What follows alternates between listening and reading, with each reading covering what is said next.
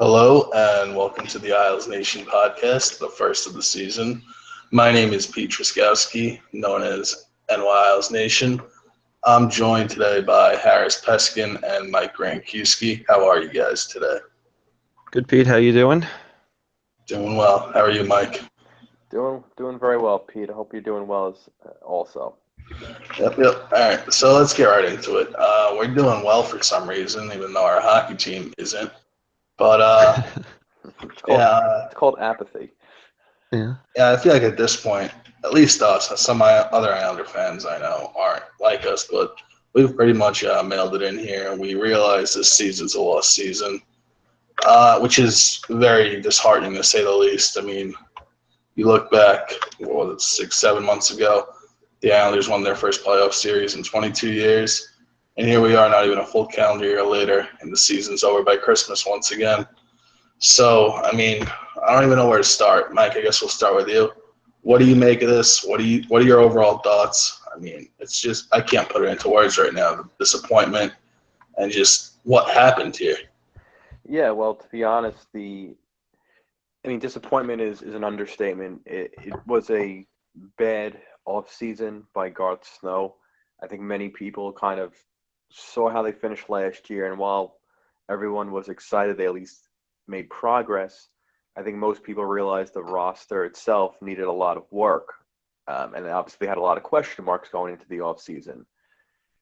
And I think most people were comfortable, at least most Island fans that I spoke with, were comfortable bringing back Franz Nielsen, Kyle Poso, one or the other, or even both, but trying to supplement that group with some additional offense.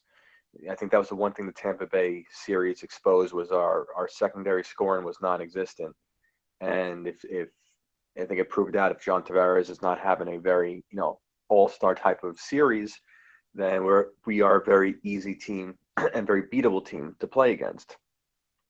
But obviously Snow, I think many people kind of saw this offseason as at best things remain the status quo.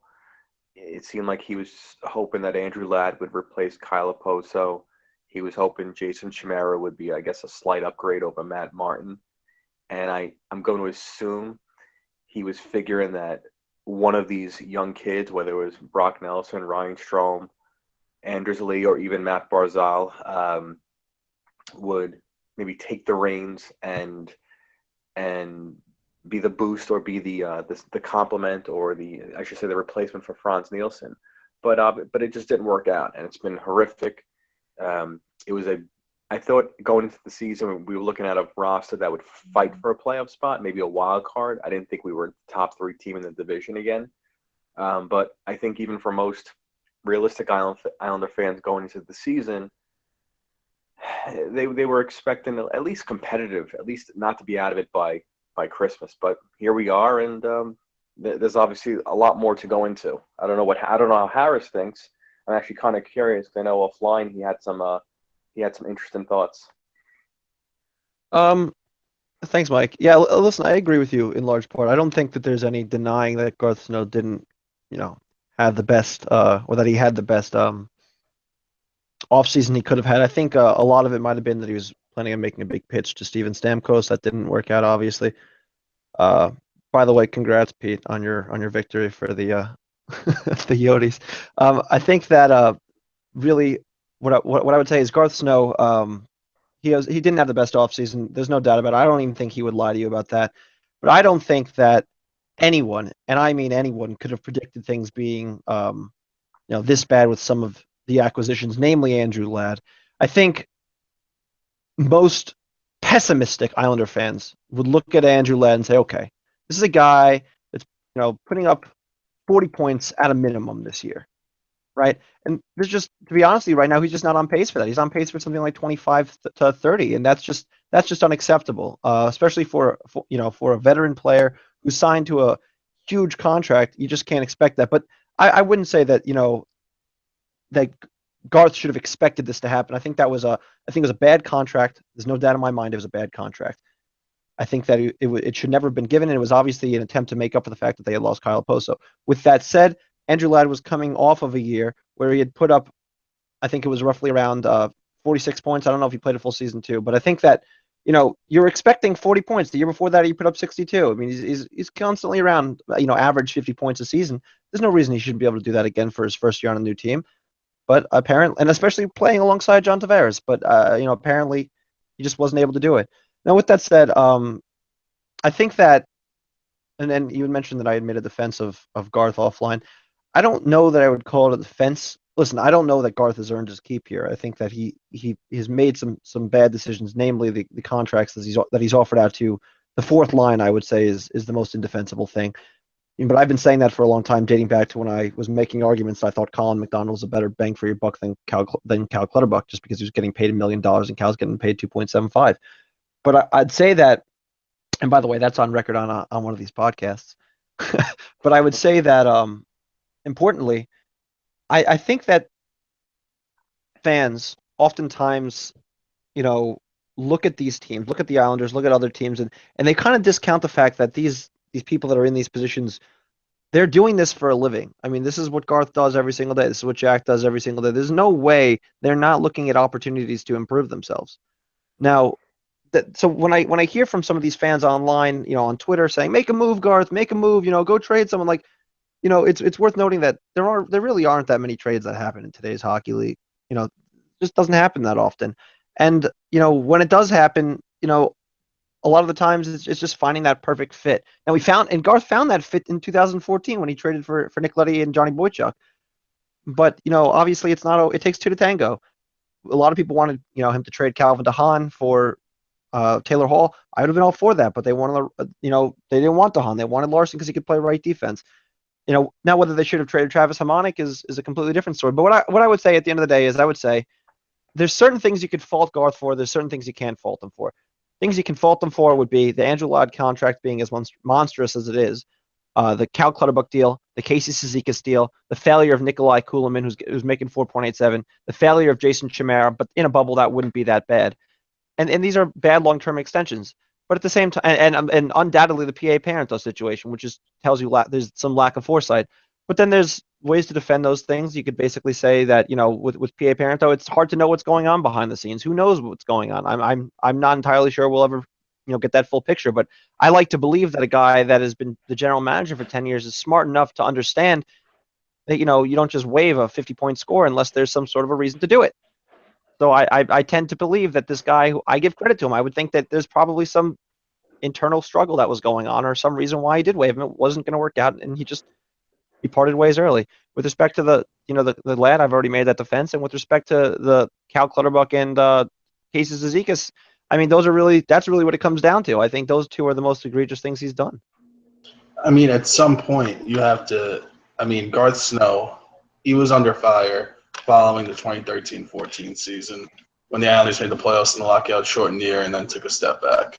And then after his offseason in 2014, he got some respect back from Islander fans, and it's kind of settled down with him with the Leddy trades, with the Leddy and Boychuk trades, with the signings, with Halak signing, and Grabowski and Kuhlman, even though at this point we all know Grabowski and Kuhlman contracts are not looking good, even though Grabowski doesn't really matter. But at that point, they were necessary evils. But at this point, again, I mean, one good offseason, I don't think Garth Snow is earned the benefit of the doubt here. And I don't know what direction this team is heading in. It's the weirdest part to me. I mean, if you look at the 2014-15 team, the last year at the Coliseum, this is one of the most exciting teams in hockey, built on young players, fast, exciting hockey, transition hockey, playing high-event hockey. It was exciting to watch and put their young, talented forwards in a position to succeed. And, I mean, at this point, outside of John Tavares, and you could argue Brock Nelson, I mean, he's solid. Anders Lee puts in some goals. And Josh Bailey, I'll give Josh Bailey. He's had a good year. But for one, I don't expect Josh Bailey to keep up this pace all year. And two, even if Josh Bailey does keep up this pace, he's an okay second liner, good third liner. So it's nothing to hang your hat on. But at this point, I mean, the Islanders, they've committed themselves to guys like Cal Clutterbuck and Casey Cizikas. I mean, who commits to two-thirds of a fourth line for 5 years? Well, I've said this last year, is I firmly believe that when they lost to the Capitals in the playoffs a few seasons ago, they made a conscious effort from that point forward to be more of a, I'll call it a grinder type of team, a gritty type of team, as opposed to that high flying, as you mentioned, Pete, very high octane, take a lot of chances, give up a lot of chances type of offense. I think they made and I think it's proof in the style of play they've had. I mean, I think that's, and even Capuano has admitted that they don't mind allowing a lot of shots. They claim they try to keep them to the outside, but I think most people will, even if you're not a stat nut, can recognize if you let up 35 shots a game, that's not good. And chances are something's going to eventually go in, especially if our goaltender's not having a good game. And then obviously I think in their roster moves that they've made the last 2 seasons, they've allowed two of their top 3 forwards to go from last season. And what they did is they brought in 2 guys who, again, could grind, in Andrew Ladd and Jason Chimera. And I think they've essentially, I think, stunted Ryan Strome to the point where he has 0 value and is absolutely useless, to be quite honest. And a guy like Matt Barzal, everyone was raving about him in the preseason or in training camp and about how all this wonderful talent. He played less than a handful of games before he was sent back down. So I just think that this organization had shifted, to answer your question, Pete, from a high-flying offense to a team that they believe would be tougher to play against in the playoffs.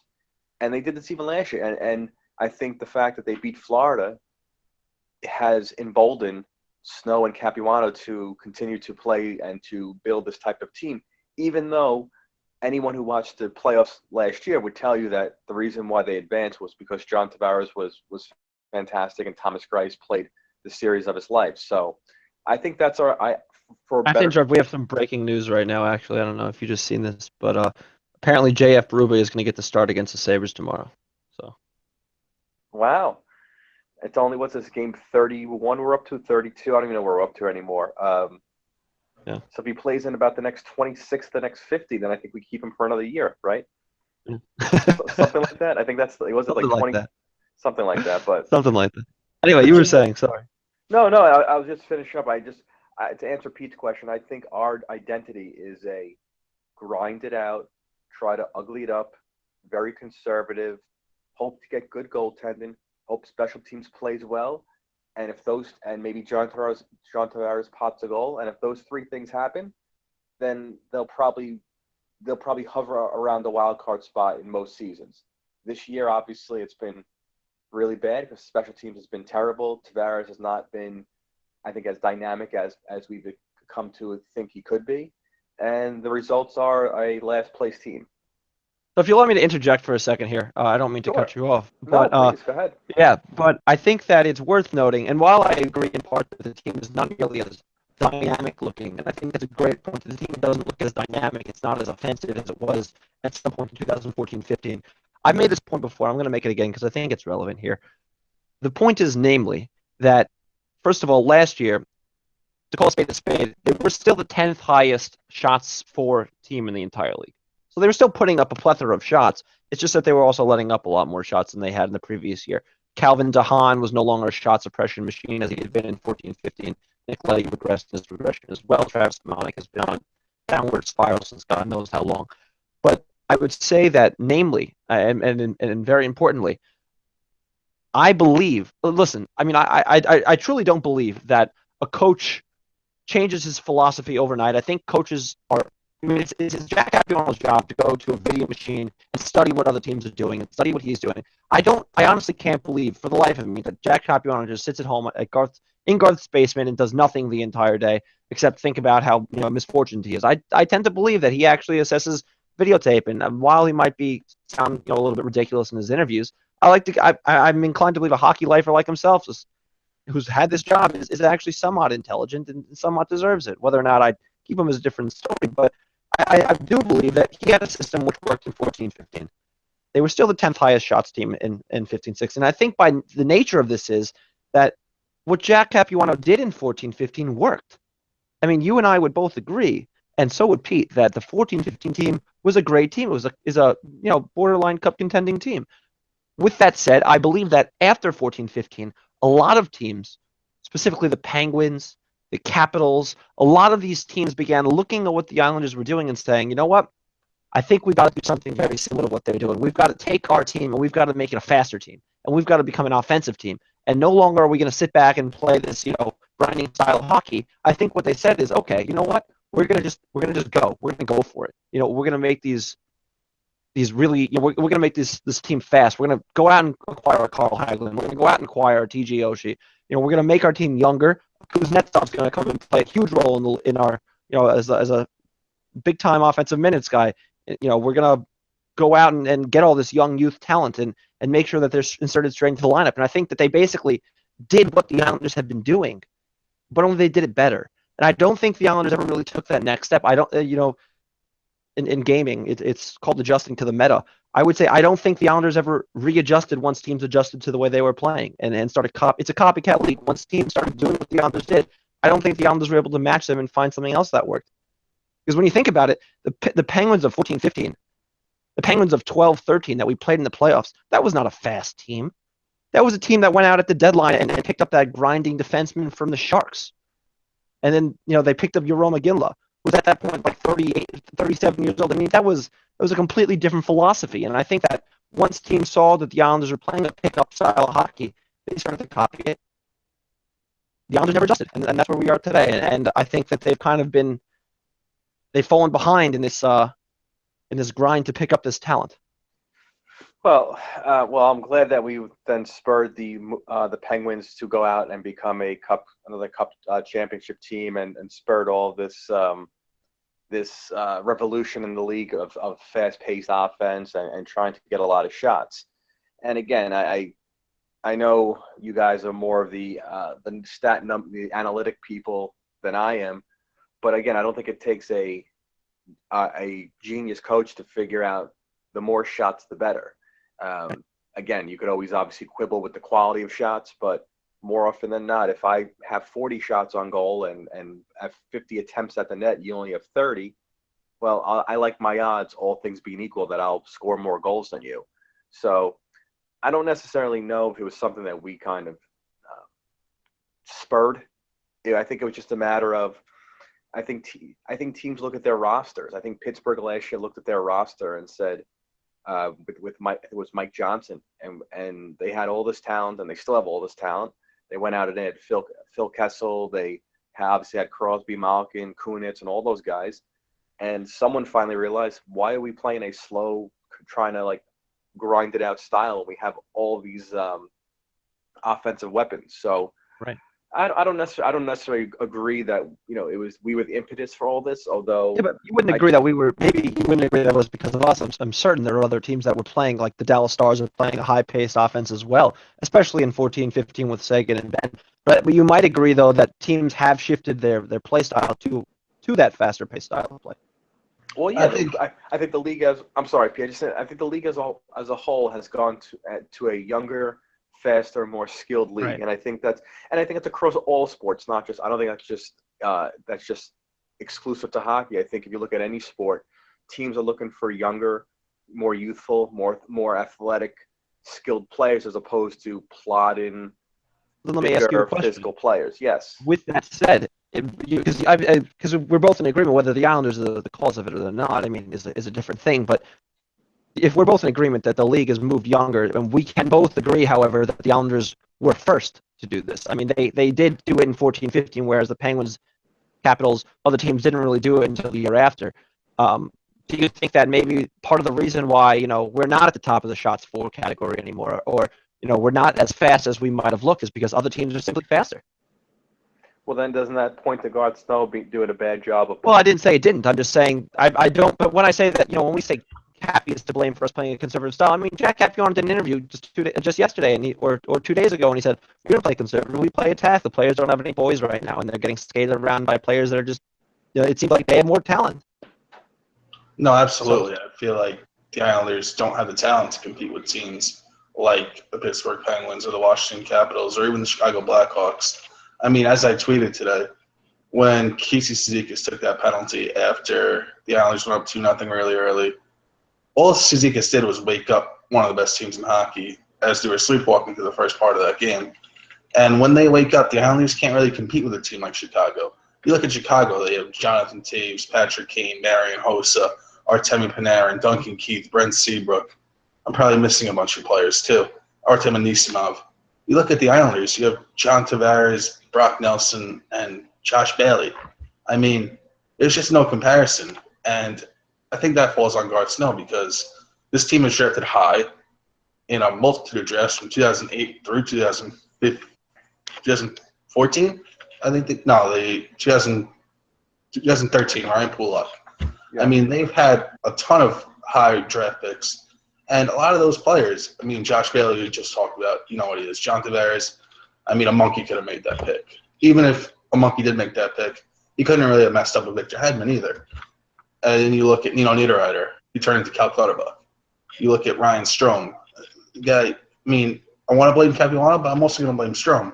The guy sucks. I don't know what it is. He has the talent, but he sucks. Yeah, but I will say, again, 2 years ago, or 2.5 years ago now, Brian Strome was a rookie and had 50 points playing on as we already said, a very fast-paced, high-octane offense. I don't think he all of a sudden forgot how to play hockey. I think the style. Well, I don't know. You know, I think it's. I don't know if it's neither here nor there, but there are players that have great rookie years and then just simply regress to what they're more often than they aren't. I mean, Jeff Skinner has never replicated his rookie season.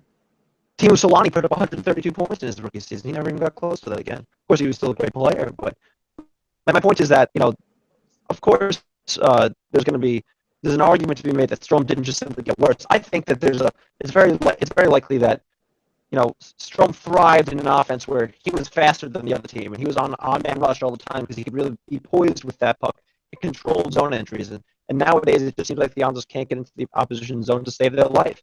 For whatever reason, the Islanders haven't adjusted to whatever style the teams are playing against them. Well, because we like to dump the puck in when we have odd man rushes, and as opposed to trying, or even if it's 2-on-2 or 3-on-3, we enjoy. There's definitely a lack of poise. I would 100% agree with that. But I would also add that I don't know that Strome got worse, but I would say I don't know that his rookie season, just as I don't know if he's gotten worse, I would say it's equally fair to say I don't know if 1 year's a good measuring stick to see how he's going to be for the rest of his career. No, I agree. 1 year wonders happen all the time, except if they were playing the same style, the team was playing the same type of system, and then he was obviously regressing, I would agree 110% with you that he may just not be a very good player. But they completely went to a much more conservative offense. And that's not his. And I think most people would agree that it's not really that's not the style that best suits his strengths. But that's the team wants him to play more of a grinding type of style. And when you're 5'10", 190 pounds, whatever the hell he is, it's not going to be productive for you in the long term. Well, I think that no matter what, right now, whatever style they're playing, it's not suited to him. I don't know if it's a conscious decision to be more conservative, or if it's just a lack of poise, or it's something the other team's doing. I'm honestly not sure. I have no idea.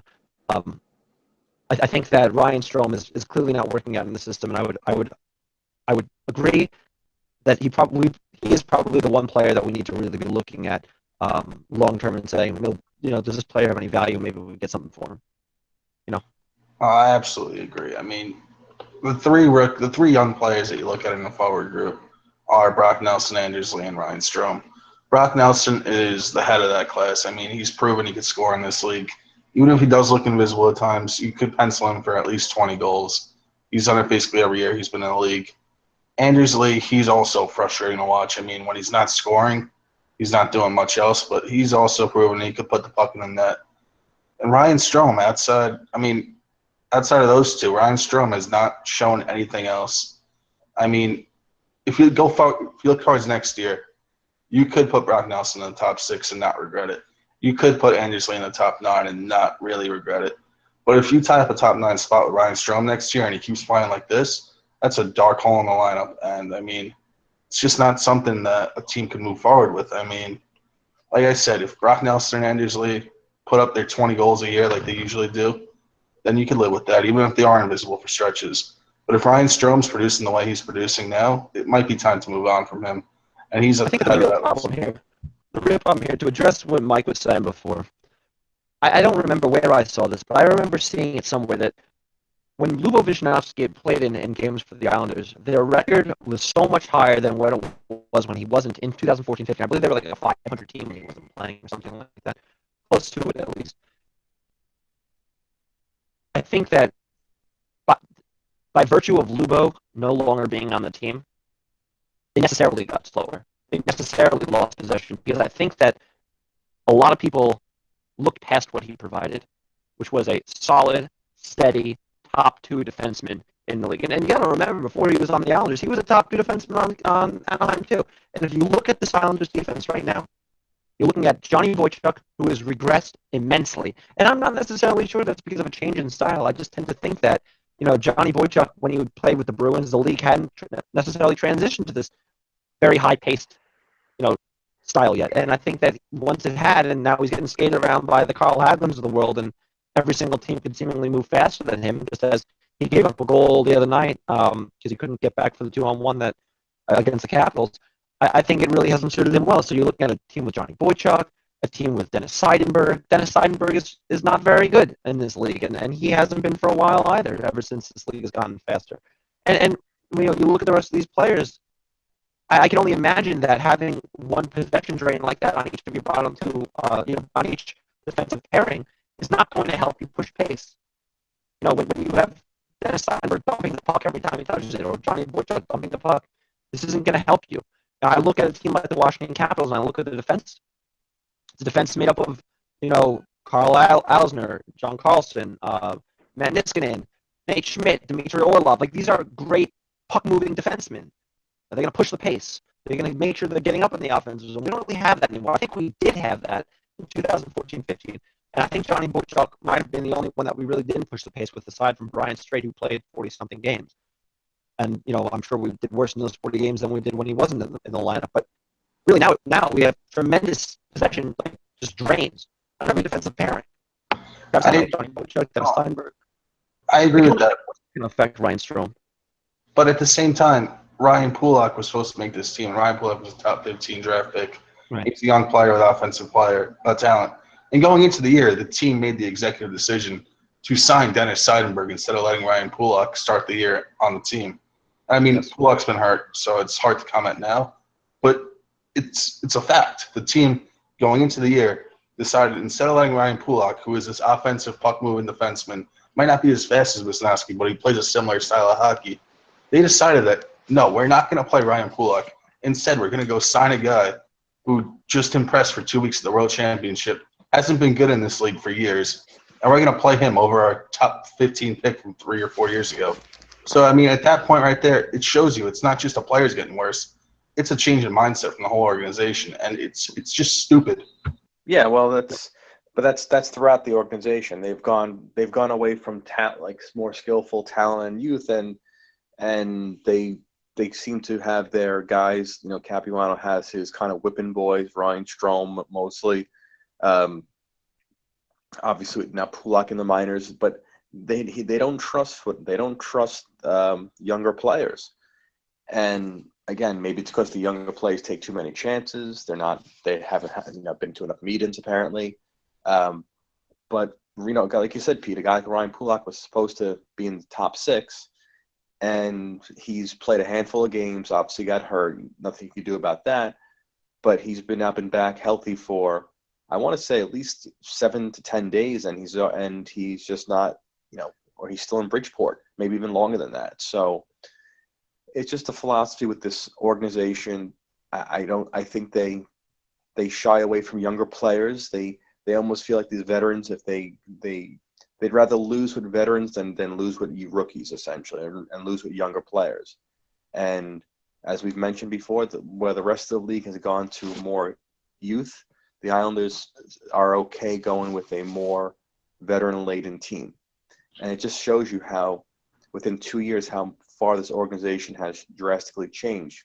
Back in 14-15, they were a young roster with some very good, promising younger players, a what seemed like a very solid farm system, and then with a great cap situation, now it's a salary capped out team for the most part that is a 2 games under hockey 500, and doesn't look like they're going to be, and even next year. I mean, this roster's the forward group are all under contracts for next year, so yeah, they might lose one into with the expansion draft, but this is pretty much, I think, the team we're going to see for the next year and a half, and that begs the question: is as of the next year and a half, is that going to be good enough to re-sign John Tavares during that time?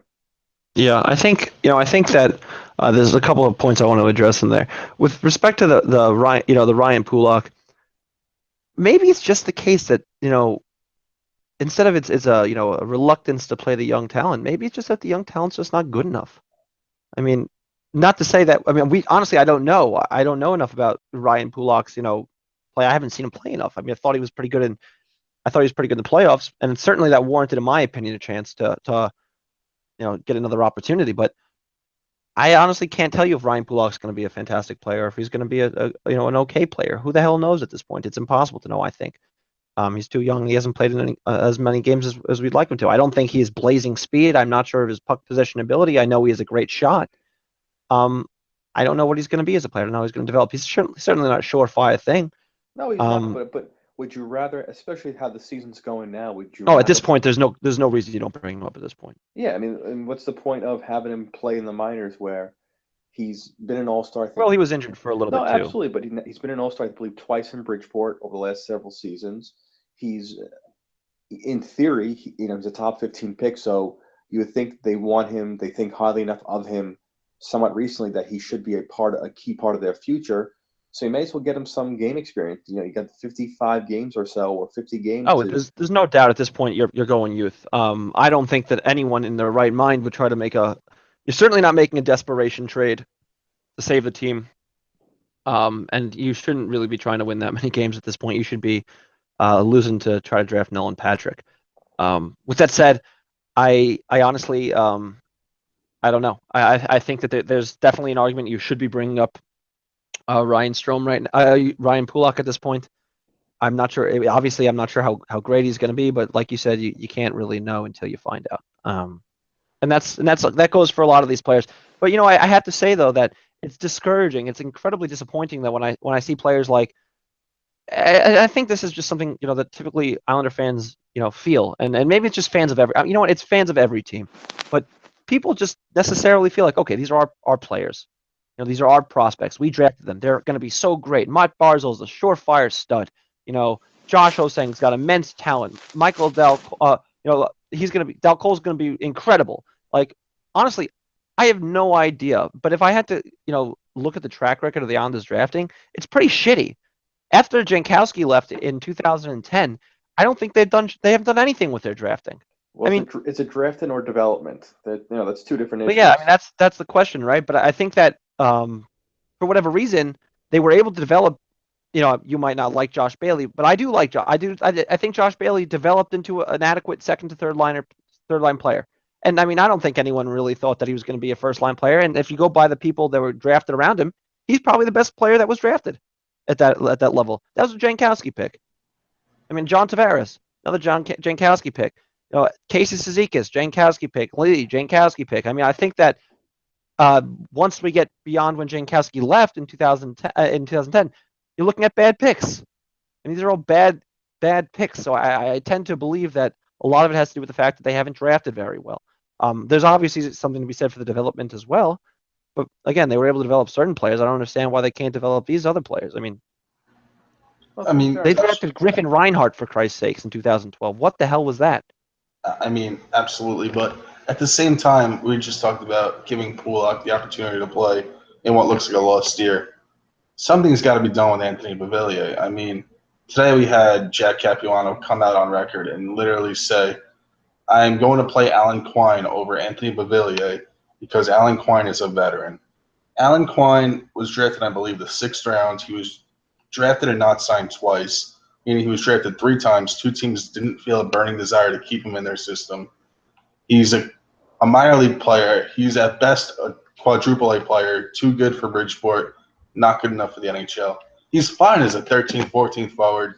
In fact, he's fine if you want to fill him in for 30, 40 games a year. But if you're going to keep Anthony Beauvillier sitting in the press box, why not just send him back to Bridgeport? Not I Bridgeport, think juniors. I think a lot of that has to do with the fact they don't want to burn the UFA year. They reach 40 games, they have to. Yeah, but I mean,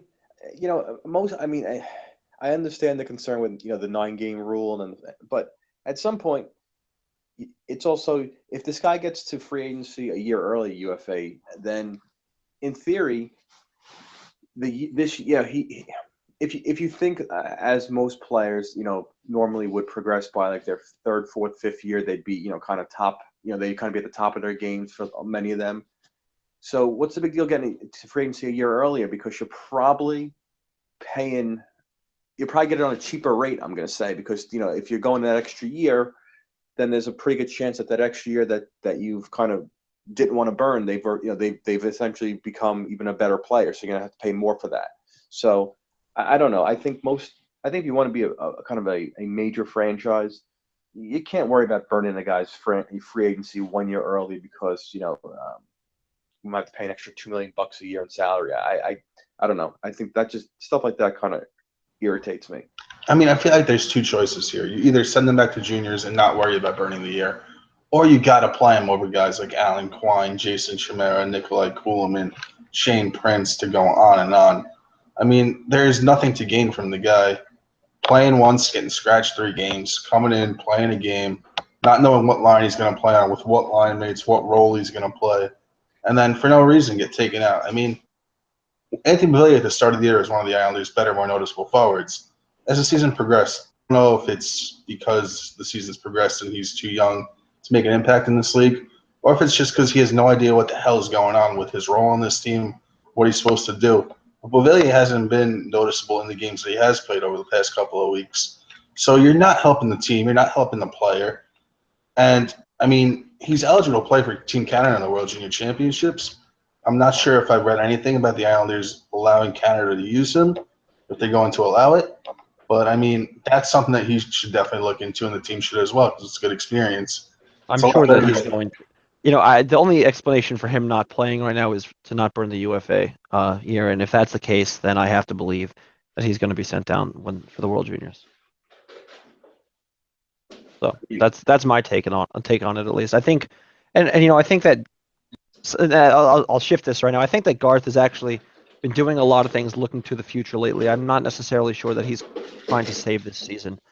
And that's troubling to me, and I think we spoke about this a little bit too. The fact that Garth Snow is able to hand out a 5-year contract, to Cal Clutterbuck, that tells me a couple of things. It tells me that I don't think he's going anywhere. Unless that contract is coming straight from the owner's box. And listen, there's owners that get actively involved in the management of their team, especially new owners, as we saw with Charles Wong in 01-02.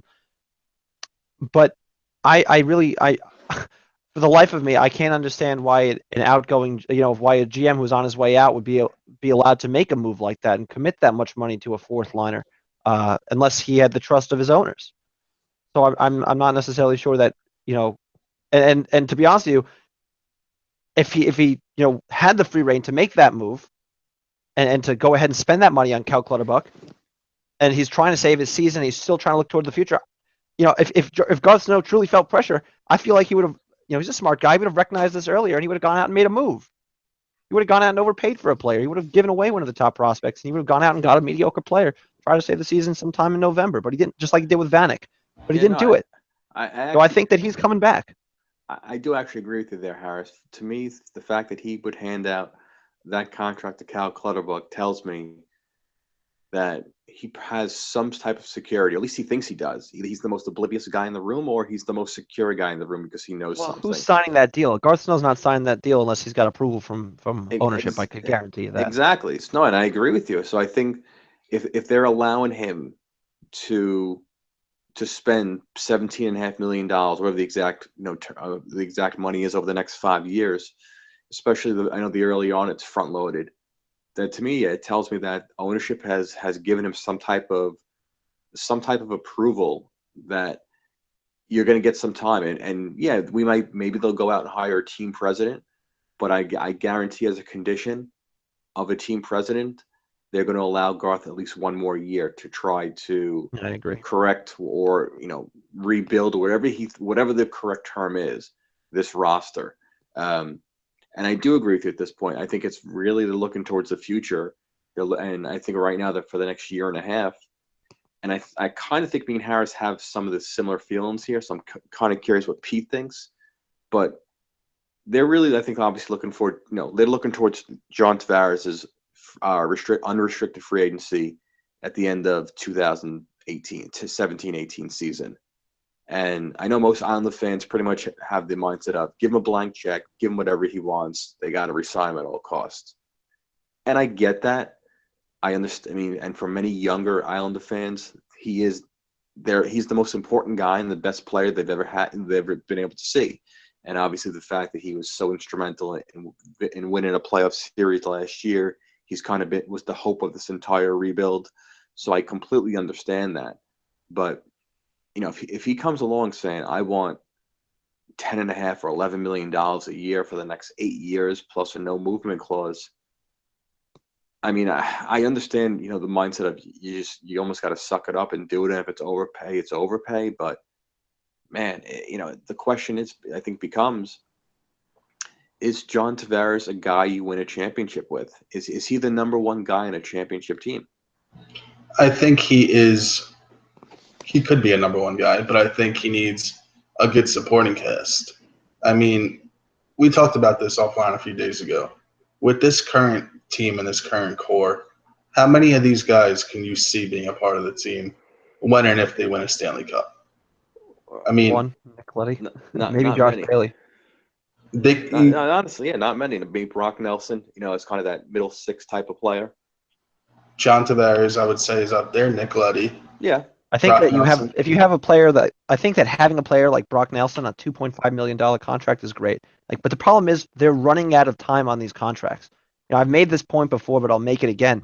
In 2018, Ryan Strome needs a contract upgrade. He's not going for $2.5 million a year. He is going to get more than that on the open market. He's going for a pay cut if he keeps playing like this. Well, I understand that, but he's not going to be happy with that, taking that pay cut. He's going to take a short-term deal. It's going to take him through his UFA year, where he's going to get traded. Brock Nelson, who's put up 20 goal seasons in the past, routinely around 40 points, he's not getting $2.5 million. He's going up to somewhere around $4 million. Josh Bailey's going to be coming off UFA that year, 2018. He's not taking a $3.3 million deal. A person that consistently puts up around 40 points, second or third line player, he's going to probably go around $4 million. So I think that these players are all looking for upgrades. They're going to get more money. I think you're missing out on the years where they really were under contract and you had a cap situation. That's what infuriates me the most. And Mike, I 100% agree with you. You're absolutely right. I don't know if John Tavares is the kind of player that can win you a championship. To be completely honest with you, I look at John Tavares and I don't think that he's a top 15 player in the entire league. I don't think that you do either, honestly. I mean, we've spoken about this, and I don't think that John Tavares is a top 15 player in the National Hockey League anymore. I think he's close to a top 20. But if I had to look at John Tavares, I think there's a couple of analogs to John Tavares in terms of career paths. One of those analogs would be Alexei Yashin. I think that Alexei Yashin is a great analog because I think that Alexei Yashin was very good early part of his career. I think that he played a similar style. He wasn't overly fast. He didn't have great hands. He was, pretty good at protecting the puck along the boards. He was pretty good at protecting the puck in general. And he had a nice wrist shot. And he was great from below the circles in. Alexei Yashin signed a 10-year deal with the New York Islanders. Everyone hated that deal. People were up in arms about that deal after the first 3 years into Alexei Yashin's 34-year-old season. So I think that, when you look at John Tavares, I'm not entirely sure that he has the longevity to be that superstar player into his mid-30s. Actually, I'm pretty certain that he doesn't. Yeah, so I think his career arc, not to say that they're similar style, and I do agree with a lot of what you're saying, Harris. I actually think I see a lot of Rick Nash type of career. Not to say, obviously they're very different type of players, but Rick Nash was the first overall pick for Columbus, face of the franchise, was kind of poorly managed for quite some time, did not have a lot of team success, although he had a lot of individual success. And I think he just got to a point where he kind of stagnated out in Columbus and needed a change. And now I'm not advocating that John Tavares is going to ask out tomorrow. I'm not advocating that he's going to, that they should trade him tomorrow. But I do think that I could see it's something where if he signs, And I think if I had to guess, if I had to put odds, I'd say 75% chance, 80% chance Tavares will re-sign for 7 years or 8 years at some point next season for big How money, much? and 10 million a year. yeah, and everyone will be happy, and yeah, it'll be Yeah. overpayment, but okay, whatever. Is it? I'd rather overpay him $1 million than overpay Cal Clutterbuck by $1 million, essentially. So I get it, but I think it's going to get to a point where maybe Tavares goes to ownership and says after maybe 2 or 3 years into a new contract and tells them, "Listen, I've given you everything for the last decade of my professional career. We're nowhere closer to a championship contender than we were when I first came here into the league. So, please start shopping me around." And I could see that. I could see him Yeah, but re-signing I don't here, think but anyone's taking a contract at that point because if he's a couple years into that big new deal, no one's going to want like a 7-year, 8-year deal with a $10 million cap hit of a well, 30, 31-year-old. but at that point, it probably like a 5 year deal for 10 million. You know what? I could see people. There will be teams out there that do it. I can definitely see it happening because teams will see him as the final piece. And I'm with you, You're Harris. saying something like a Phil Kessel contract like type deal? Yeah, you know what? I Yeah. agree with you. I don't think he is the number one guy on a title team. I think he's I think he's a very good number two. He'd be more, and I know I use this. He's more the Malkin than the Crosby. I think he'd be a He's not as very good as no, he's not no, as good as a no. guy. Oh no, he's not. But I'm saying in terms of stature within his team, I think the perception, at least from the outside, most outside teams are Crosby is the guy, and if how he goes, Pittsburgh will go. If I And had to say Malkin, who John Tavares is a lot like, I'd say that if you're looking at a team that would be analogous to what the Islanders would need to build to, a team that truly lacks that top five player, they don't have an Alexander Ovechkin, they don't have a Connor McDavid, they don't have a Sidney Crosby, they don't have a Patrick Kane. I think what you're looking at is the San Jose Sharks. You're looking at a team that's able to build up of roughly top 20 players, which are Joe Thornton, Joe Pavelski, Patrick Marleau at an earlier point in his career, Logan Couture, Brent Burns. Like they're not top 10 players in the league, but they no, have a right. numerosity of players that are they're elite players. They're not the best players, but they're great players. And I don't think if that's what we need to build to become a contending team, I don't think we're anywhere close. I think we had that. I mean, I think we had Kyle Oposo puts up 70 points a year. Franz Nielsen puts up 52, 54 points a year. I think we had John Tavares puts up 70 points a year, but we don't have that anymore. The next closest person we have is going to put up around 40, and that's Brock Nelson. We don't have anywhere near the caliber team that the San Jose Sharks do. And what really gets me, what really gets me, when we're talking about whether John Tavares should be resigned, because I think Mike, that's where you initially wanted to go with this. If the Islanders sign John Tavares to a 7-year, $10 million deal, who are you putting next to him? Let's count the kind of contracts they're going to have. At that point, they're going to have a Boychuk contract, significant overpayment for like $6 million a year or so. Andrew Ladd, 7-year deal. John Tavares, 7 or 8 year deal. Casey Zekas, 5-year deal. Cal Clutterbuck, 5-year deal. I mean, that's a lot of long-term contracts for a lot of money, and it's just like you're not getting anything out of them. You're getting something out of one player. Yeah, A which makes bunch it of wasted money right there. yeah, You're not going to have the cap space to go out and get those great players to surround John Tavares with. yeah. And that really came to a head, by the way, when Pete was trying to put together his best team for next year. He's basically saying in chat, like, okay, let's put together the best possible team to stay under the cap that we could do. And realistically, he tried to put together a team. He added Matt Duchene and TJ Oshie, and we're really not that much better than we were in 2014-15. We might not even be better than we were in 2014 because we don't upgrade on defense under his projection, and we're counting on Matt Barzal. And I mean, if that's the best we could do to stay into the cap, I'd rather tear the whole damn thing down. But it makes even the decision to not play these younger guys even more ludicrous. Prosperous. Yes, thank you. I was having trouble saying that, so I'll go to an easier word for me. But it was still making it more ludicrous because, as you said, right, if you're going to give Tavares $10 million, essentially nearly doubling his salary now, and yes, obviously you'll lose Grabowski's contract, even though you can long-time IR him now anyway, and in theory you could lose Kuhlman, assuming they don't re-sign him because you know how they love their fourth-line pluggers, so they may re-sign him. You're right, they're going to have these other guys coming off contract within a year or two after that, or even in that same year that they're going to need to either re-sign or obviously replace. Right. So if you're looking at trying to bring in other talent, well, then you need to have cheap contracts, and you need to have these, whether it's Josh Hosang or Michael Del Call Exactly. These ELC or contracts are yeah, essential to team yeah. success. And so it's almost like you need to kind of get a sense of, are these, do you want these guys to be rookies when Tavares is having, starts his first $10 million a year contract? I don't know. I prefer not to, because I think you need to have an idea of, as you said, are we going to have enough talent around here? And I'm sure he wants to know too. He's not stupid. I think he realizes that if he gets a $9 or $10 million a year contract, that obviously takes away money from other places on the team, and what that means is less talent around him, or less established talent. So he needs to know, are these rookies any good? Do I have a shot to win with these guys?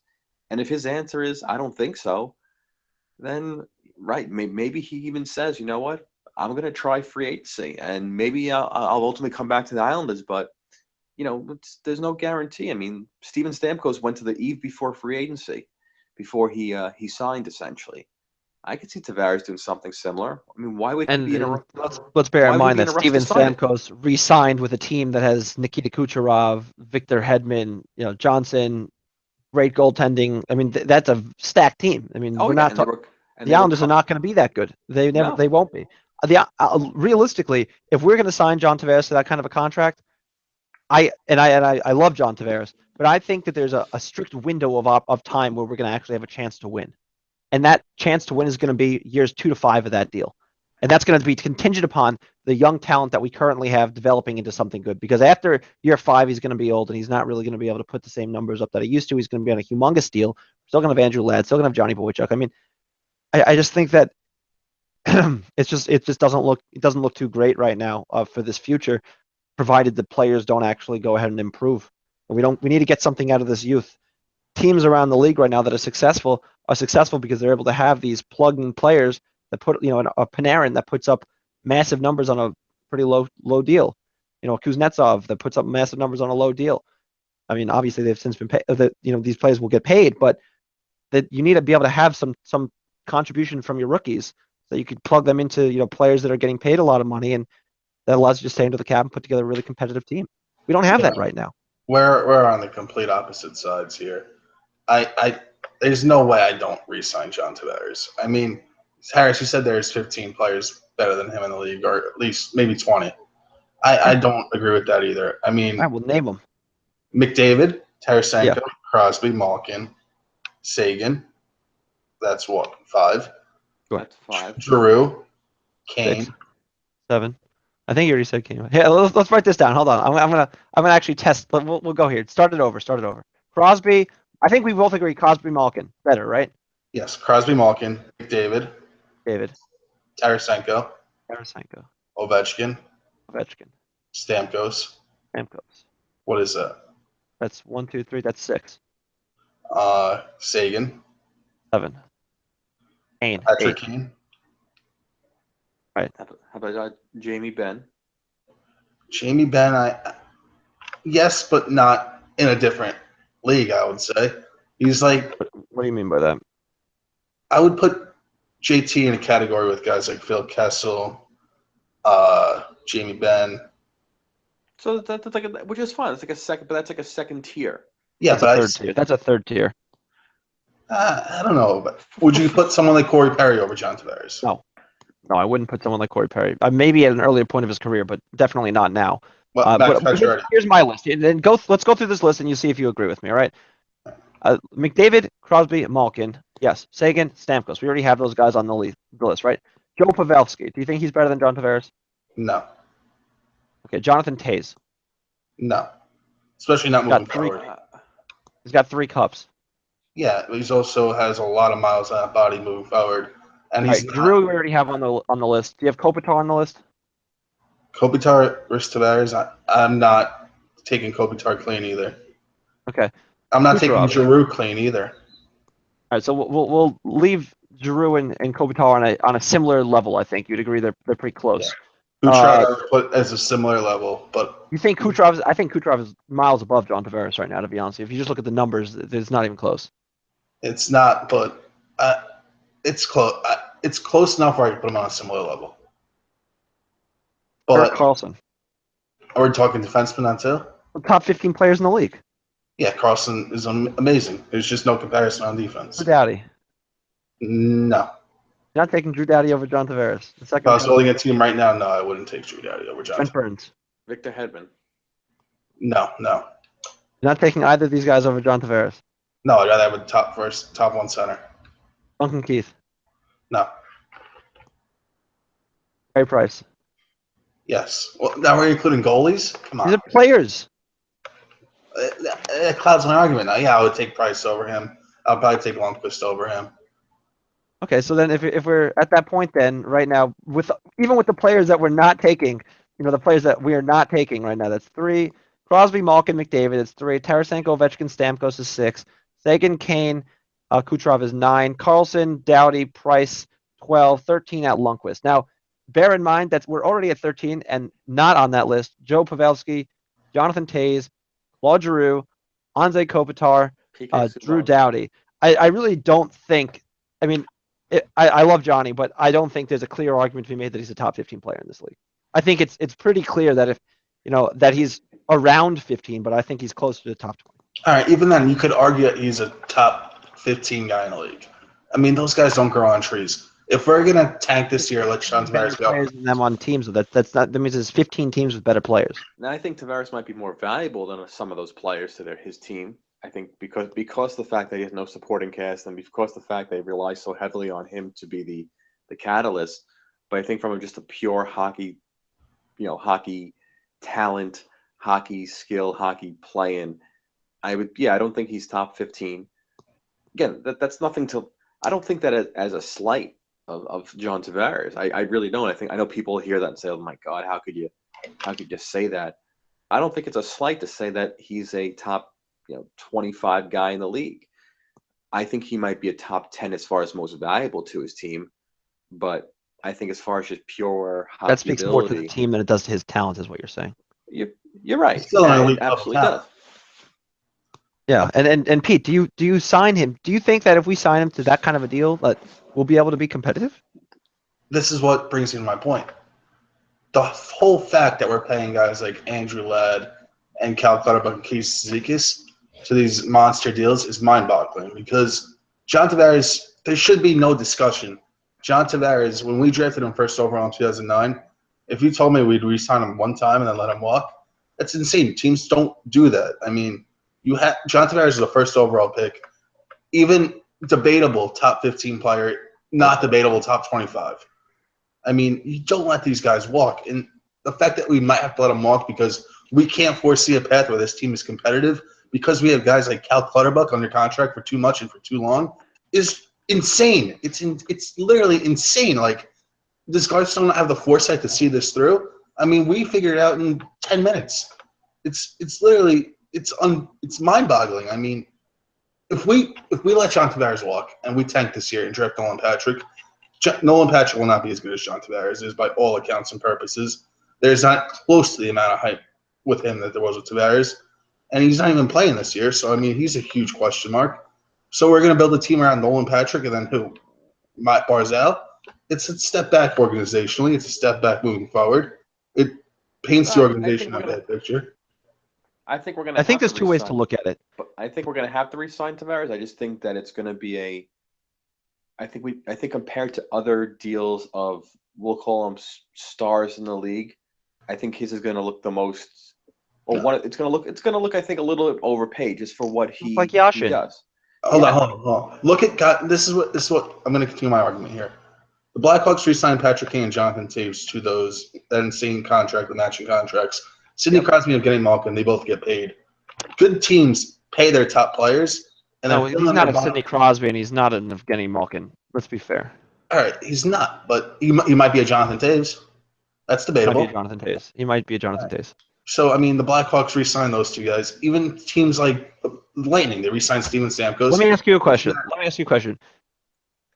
How many years has John Tavares played in the league right now? That's not my strong suit. 2009, and he's in 2016? I think it's 7 years, right? Yeah. 7 or 8, yeah. Alexei Yashin had played 7 years with the Ottawa Senators. He was coming off a year where he was the second, he had the second most votes for the Hart. Okay, put up 94 points in the middle of the dead puck era. Okay, He doesn't play for the Ottawa Senators in 2001 season. He goes to the New York Islanders. The Islanders sign him to a massive 10-year deal, right? And Yeah. we're talking about this literally the same situation. They'd been playing for 7 years with the Senators. The Senators say, okay, we don't think you're worth that 10-year deal that you want so much. We're going to let you go because we can't build our team around you at this point because we think that if we're going to sign someone to that much money, we're not going to have money to spend. I mean, there's no cap at the time, but we're not going to have money to spend on other players. And this isn't the direction that we want to go. Bear in mind, Alexei Yashin was the second overall pick in the 1990 draft, I believe it was, or maybe 1992. I don't really remember. But the point is, they let him go. They let Yashin go. And they said, we're not going to commit this money. That was insane at the time. He was maybe a top 5 player in the entire league. He just finished second in the Hart Trophy balloting. And he was coming off he was putting up these ridiculous numbers. Who did they go get? They got Jason Spezza. They put Jason Spezza next to Daniel Alfredson, and they were great for numerous years. They made the Stanley Cup Finals. And that was 3 years later. So, I mean, I don't think it's fair to say that it's just a fact that they need to re-sign John Tavares. I think they've kind of put themselves into a bit of a bad situation right now where if they sign John Tavares, they might die that same slow death they died with Alexei Yashin, where they were in that mediocre, stage for so many years because they couldn't go out and get people to surround Yashin with. They couldn't find that top talent to play next to him. And that might be what we have to deal with here. So the question really becomes, do you want to waste that money and go into that same lull again for so many years? Or do you want to just push the reset button and try to do this again better this time with better scouting, devoting more money, properly developing talent, and maybe do it right in 3 years? Yeah, it just shouldn't be a discuss. Like, it just shouldn't be. I mean, the Islanders didn't put players around Yashin because they were a small market team. There was no salary cap. They didn't feel like spending money, whatever, all that. But now the Islanders are a big market team. They're willing to spend They're willing to spend to the salary cap ceiling, and the fact that they're paying guys, I keep bringing like Cal Clutterbuck, Yeah, sure. It's just, how are you going to commit to those players and then not commit to your whole franchise? It just doesn't even process in my mind. I think that Cal Clutterbuck signing, the logic behind it might have been an attempt to re-sign John. I mean, listen, I don't think Garth Snow is saying I'm gonna, let John Tavares walk right now because Garth Snow realized his fate is tied to John Tavares. I mean, I also think that whole mindset's overblown. He let Matt Molson go. He let Pia Panto go. He let Kyle Oso go. Franz Nielsen go. He let a lot of John Tavares Who knows that what John Tavares said? Maybe John Tavares said, okay, you've let all my friends go. We're not winning anyway. I want one friend here if I'm re-signing. I mean, who knows? We're just playing devil's advocate, but I mean, of course, of course you are, but of course I am. I'm just saying, like, we can't know what's going on in this mindset. There's no logic to signing Cal Clutterbuck for 5 years at 3.5 a year unless it's a play at John Tavares. I mean, if that is literally the only reason you sign Cal Clutterbuck for 5 years, if it's a play at John Tavares. Yeah, I just think, kind of going back to Harris's one of Harris's points is, if at this point you just need to they're gonna have to make a decision. I think this summer, either going to sign Tavares to this big contract, 7-8 years, not between $9 and $10 million, and acknowledge that he's obviously the face of the franchise. He's the number one guy, but your chances are, because of all these other bad contracts, you're not going to be able to surround him with probably another top talent unless somehow because you haven't seen the development from the youth. Yeah, unless you somehow develop one yourself, or you luck out in the drafts, and whether it's this year or next year, someone in one of these draft classes becomes a stud that you were not expecting. Or if he doesn't want to commit this summer, I really start shopping him around. And I know that's not the popular opinion, and I'm not trying to kind of be controversial for the sake of being controversial, but because of all the things you said, Pete, because he is kind of the face of the franchise, because he is so important to the team, I don't think you can go through next season with it hanging over your head that this guy may not be back. I think the difference with Stamkos' situation was Tampa Bay had a lot of other talent. They were coming off a year where they were in the Stanley Cup Finals, and Stamkos had some serious health issues over the last several years. I think that's a little bit different than with Tavares, who, let's assume he'll be healthy for the rest of the season. Do you go into next year with just hoping that if he's not re-signed, that he'll re-sign at the end of the year. I honestly, if I'd go to him this summer, I'd approach him and say, here's our offer. It's what, make up your numbers. 8 years, $81 million. What, and if he says, and if he tells you up front, there's zero shot I'm going to re-sign with you, or excuse me, there's zero shot I'm going to re-sign before I reach free agency. I want to reach it. It's been a dream of mine. I want to see what's out there. I think you need to start calling teams around and say, okay, what is make me your Godfather offer. Make me your best offer for this guy, and see what they come back with. There may be one or two teams willing to think, hey, he may be the final piece of the puzzle. We're willing to kind of break the bank for him. We'll give up some good youth. We'll give up some good draft picks. We'll give up a good roster player or two. And you have to think long and hard. It all boils down to me. I just can't fathom the fact, even the thought of starting over just months after we finally accomplished a small step in what we thought was going to be a build towards us being a legitimate NHL Stanley Cup contending team. We take one step towards that, win a playoff series, and here we are months later talking about trading the franchise and go down again. But if we're not starting a rebuild, it's just if we're not a championship team, and whoever's running the show, whether it's Garth Snow or somebody else, doesn't think that this team or the pieces in place currently can win a title within the next several years, or seriously compete for a title in the next several years, then I think you need to kind of restock, or at least think about restocking and reassessing the situation, and that may include moving. It depends what your goals are, right? Doesn't it, Mike? Doesn't it depend on what your goals are? Because if your goal is to say, okay, you know what, I'm here, I'm a business. At the end of the day, the Islanders are a business. They need to make money. John Tavares, brings people to the stadium, gets you sponsorships, sells jerseys. That's a different thing than saying, okay, and you say, okay, maybe I'm going to make money off this. I don't want to tank another 5 years. But that's different than saying, I think this team could be a cup contender. I think this team is the best possible team I could ice for the foreseeable future. Like, I don't think you could really offer that much money to John Tavares with all the stuff that we've already talked about, with no true prospects that are up and coming in the system that we could hang our hats on and say this team is going to be great for the foreseeable future. I don't think you could say that. Right. Seriously, we look at the place that you're in. Now, with that said, I think that there's one last thing I wanted to bring up, and that's, I think that it's not the last thing, but I think that Garth Snow might have recognized this. I mean, listen, again, I go back to the fact that he's looking at this 24/7. I'm sure he's thinking about it as any GM would, or as I'll give you an example. The job that I had, I was constantly looking at ways to improve my business, and looking at things I could do, people that I might hire. I think that Garth Snow was like any businessman. He's constantly assessing his options. I think he might have seen what had happened that night Stamkos, didn't, or that he resigned with the Tampa Bay Lightning. He might have seen what had happened, that he wasn't going to sign Franz Nielsen, he wasn't going to sign Kyle Posto, and he might have said, you know what, I think that this year's done. I think that this is a throw-in year. I don't think we're going to be able to compete this year. Let's tank it, get a high pick, and hope we could put someone, hope we can add Nolan Patrick to play alongside John Tavares. Maybe, who knows, maybe that was his thoughts. Maybe that's why he's resigning. He was getting a Dennis Seidenberg in there. I mean, Dennis Seidenberg, I don't think Garth is a stupid person. I think he knows he's not the greatest defenseman in the entire world. He's playing top 6 minutes. Maybe saying, you know what, this guy might help us lose. He's not icing the best team. Maybe he has a PA parent on the team. He says, you know what, I want to be the worst team in the league. I want to pick up that Nolan Patrick. Yeah, I don't think he had any delusions about being a cup contender this year. But then he wouldn't. I mean, if his goal, like you said, or if his mindset was, I don't think this roster is good enough. We have a lot of holes. Do you think that's too outlandish? By the way, for Garth to say. Yes.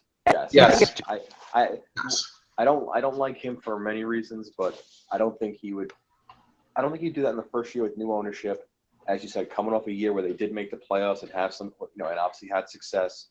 And if that was the case, he would not have signed Andrew Ladd to 7 years and $38 million, whatever exact. If he was really now, obviously it's worked out that Andrew Ladd's been terrible, so he may be that could be happening anyway. But he would not have spent or committed that much money for Andrew Ladd if he if I his don't know. if his He ultimate goal signed was I'm Mark going to be. Streit when he was trying to lose, and he signed Mark Streit to like a 5-year deal. So I don't know that that's fair. I don't think he necessarily signed Mark Streit with the five. I don't think he was trying to lose when he signed Mark Streit. I think he realized the limitations the team had, and I think he realized it's a rebuilding team, and he realized that they needed a kind of a quarterback of the power play. They needed someone who could eat up a lot of minutes back there, and somebody who could essentially be a mentor to a lot of the younger players. So I think that was a much different situation. I don't think if their goal was, well, we want to get veteran leadership, you know, and we know we're going to be bad, so you're not going to sign Andrew Ladd to a $38 million contract. You're gonna say, well, we already have Johnny Boychuk, and you already had Jason. You know, you signed Jason Chimera to a 2-year deal, so that could have been your veteran leadership. So, Yeah, again, I don't think that he envisioned Andrew Ladd being this poor. I think he probably envisioned Andrew Ladd being around a 50-point player. He envisioned Andrew Ladd putting up Kyle Poso's points. He envisioned him replacing those points. He also envisioned him playing on the first line with John Tavares for more than probably 4 games. And well, I don't think it's out. I don't think it's. Listen, no one could have said that Andrew Ladd was going to be this bad. And sure, to your point, fine. Maybe he miscalculated in terms of what he thought and what he could have been. And maybe that was way too optimistic. But by that same token, again, I go back to the fact that I don't think anybody, could have looked at this roster once Dennis Seidenberg was added to this team and said, this team is made to compete for the cup. Like, no one would have said that. No one would have said that. Everyone knew that this team was notably worse than last year. They also knew that last year they got by on good goaltending. They didn't deserve to win that Florida Panthers series. They got completely outplayed in terms of the amount of shots they were letting up. And they were a mediocre team last year. They were a bubble team. I mean, if they don't tank those last 2 games against the Sabres and the Flyers, I think they don't probably win that first round if they play against the Penguins. So I think that, at the end of the day, I think that maybe Garth is thinking to himself, okay, I don't have a team here that's going to be very competitive. Maybe we do. Maybe we realize this might be a bit of a throwaway year here, and let's pick up a Nolan Patrick. Now, Grant, listen, I'm just looking for outs here, but I don't think that would have been too outlandish for him to say that. But then you couple that with the fact that he's signing a Cal Clutterbuck, I'm not entirely sure that he's looking to the future either. I also don't think, even if you buy into the notion that he didn't think that this was a title contending roster, and whether he thought this was a throwaway season, I think most people would have thought before the year, which is what I thought, that with these moves, yes, they're probably not winning a title, and they're probably not going, if they make the playoffs, advance very far. But I think, again, I thought, okay, they would compete for a playoff spot, a wild card spot. Whether they get in or not, obviously, would come down to get a couple breaks at the end of the year or not. But I figured this roster before the season between 90 and 92 points, and I thought they'd be around the cusp of, they may make it, they may not. And I can't imagine that anyone in the Islander organization assumed or thought that they would be last place in the conference at this point of the season. Even if you did not love the roster, I think there was enough decent players coming back where you would at least figured, okay, at the very least, we'll be in the thick of it, even though we're not going to obviously maybe be a true contender. I don't think anyone was envisioning we're going to be battling for a top 5 draft pick at this point. No, I absolutely agree with Mike. And if Garth Snow did, after not signing Franz and Kyle and Stamkos and whoever else he may have targeted, Taylor Hall, whatever, if his plan was to tank the year, why would he commit 7 years to Andrew Ladd? That goes way beyond tanking a year. That goes into severely player. Yeah, but you said it like he is going into the year thinking, oh, we're not going to be good. So if they sign Andrew Ladd and Garth, I mean, we all expected more from Ladd, but at the same time, if Garth went into this year going that this team's not going to be good, he wouldn't look into making deals like the Ladd deal that could severely hinder this team for a long time. Maybe he says, okay, this team is not going to be good, so I'm going to go out and make sure that Dennis Seidenberg gets top 6 minutes, and I'm going to waive PA Parental before the year starts.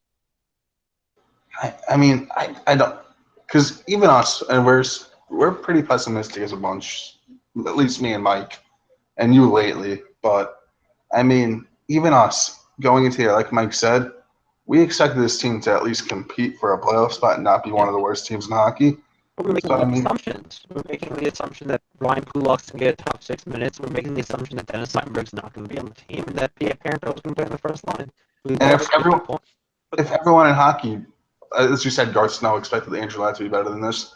If everyone in hockey expected Andrew Ladd to put up 20 goals and 50 points, so did Garth Snow. So it's not like he tanked the year. It's not like a week into training camp when he signed Seidenberg, he was like, oh, yeah, Andrew Ladd, look at him out there. He's going to score 3 goals this year.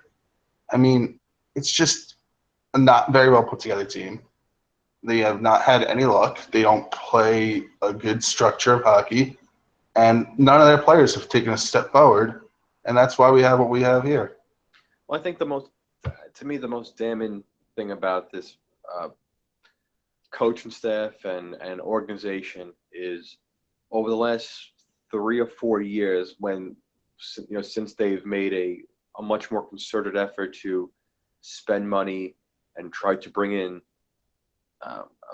good talent, is the younger players.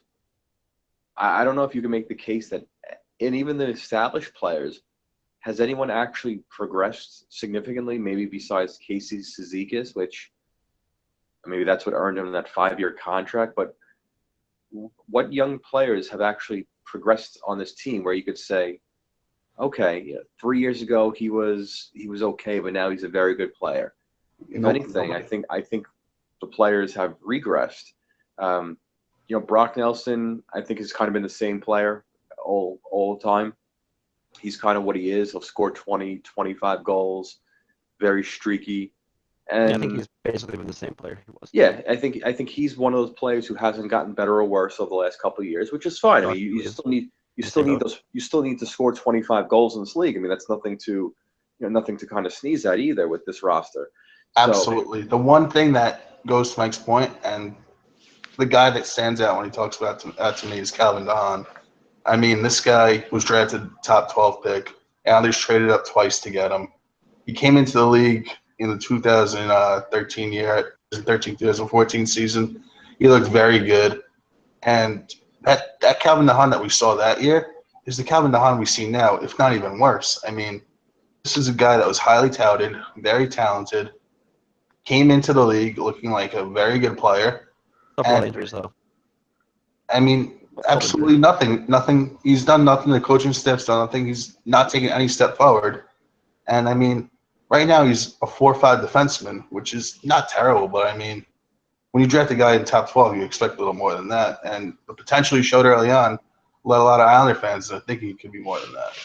But that's the main guy that I think of. Him and Ryan Strom are the two guys that just fell flat on their face. And those are high draft picks. And it's an indictment not only on drafting, but on development and coaching. I tend to agree. I think that there's no doubt that they've certainly regressed.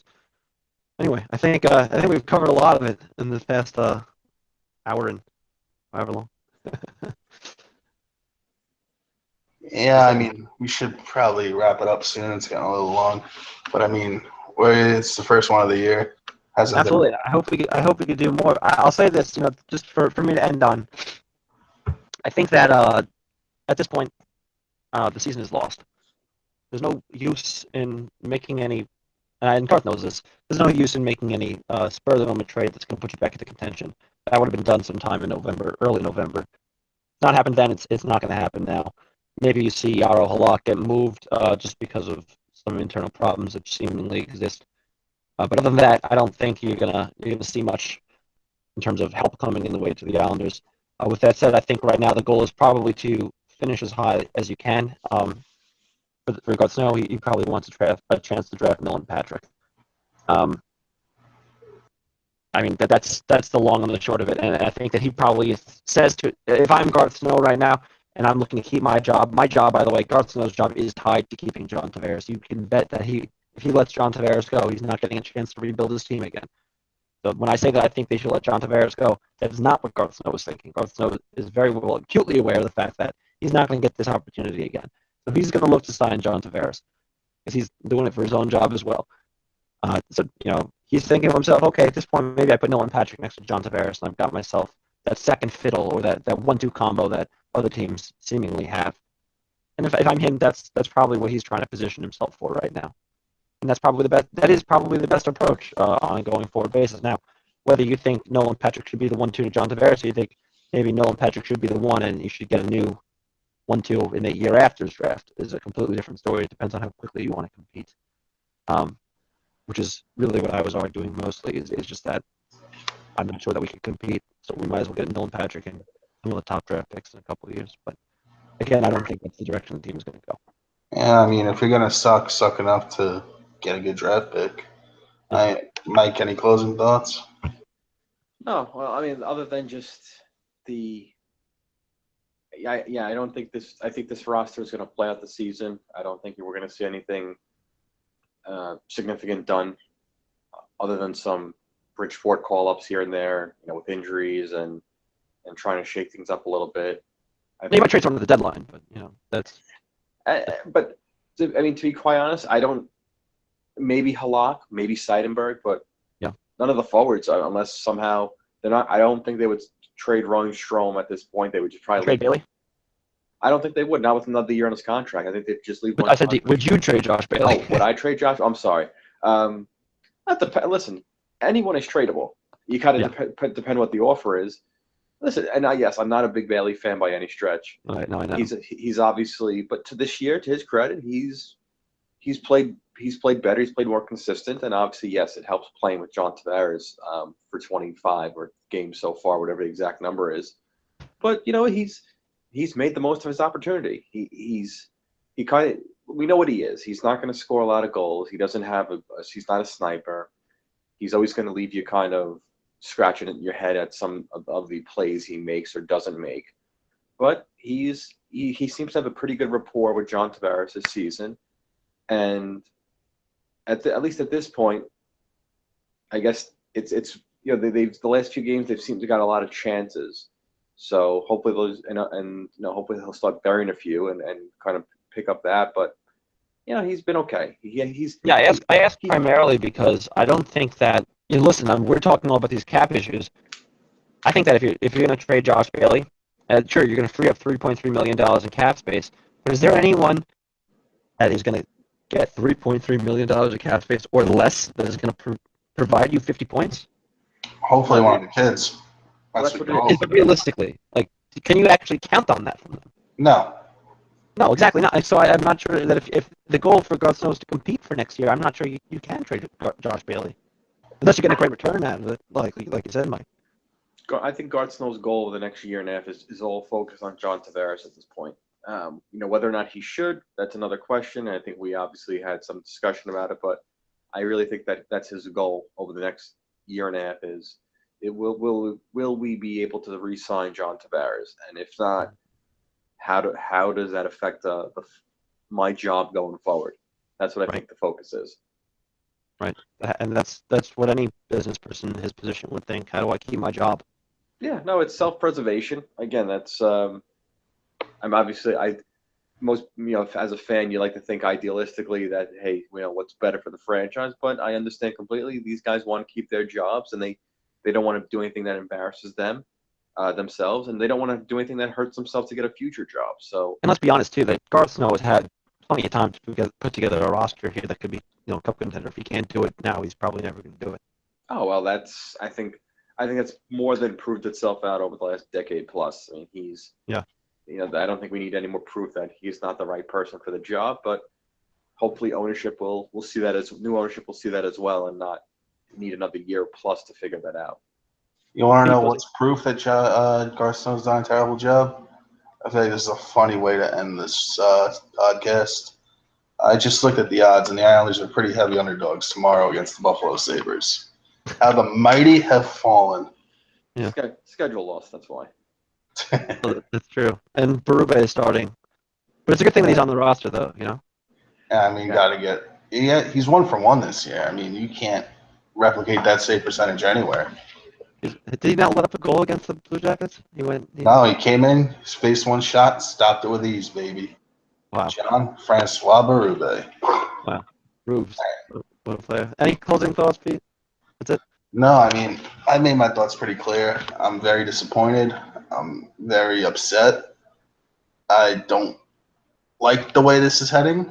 I don't see an easy way out. And to me, it's just, I mean, we've all been Islander fans through worse. But I mean, once we went through that bad time, we thought we'd experience a period of good times and not a few months. So for me, that's just extremely disappointing. And like I said, I mean, we all touched on it. You don't want to feel that way about your team, but I mean, there's nothing else to feel right now. It's a mess. It's going to take either a hell of a job by management, whoever it is, or time to fix this mess. And I know I, for a fact, don't trust current management to fix it. So I'm hoping for new management, or got to buckle up and do this all again, just like we did from 2008 to 2014. But Looking forward to it. oh, I'm not. Well, I'll be here. Well, I'll be in Belmont. So anyway, Hopefully. fingers crossed. All right. Thank you guys. Thanks for your time. Thank you for listening. Thanks, Mike and Harris. We'll try and do this more often. It's always good to vent, even though a few of my Twitter fans out there feel like I shouldn't be running a Twitter, even if I'm not a happy person while I'm watching a last place team. But I digress. So, yeah, that'll do it for us tonight. And I got nothing else to say. I don't know if I should say let's go Islanders. Let's go Nolan Patrick, maybe. But all right, we'll see you next time, and thanks for joining us. Good night. Take care, guys.